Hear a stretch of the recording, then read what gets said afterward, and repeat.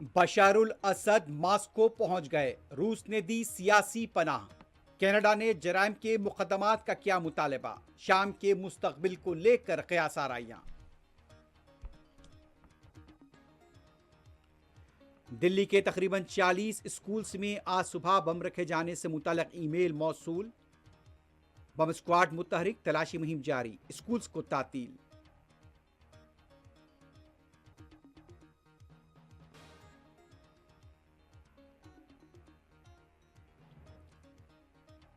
उत्तर प्रदेश के संबल में इन्हदामी कार्रवाई जारी।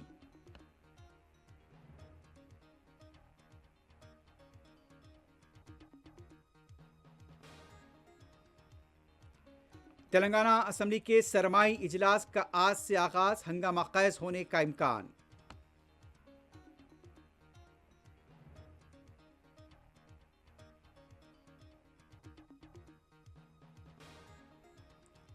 दिल्ली में सर्दी की शिद्दत में हुआ इजाफा, कश्मीर में दर्जे हरारत 0 से नीचे चला गया।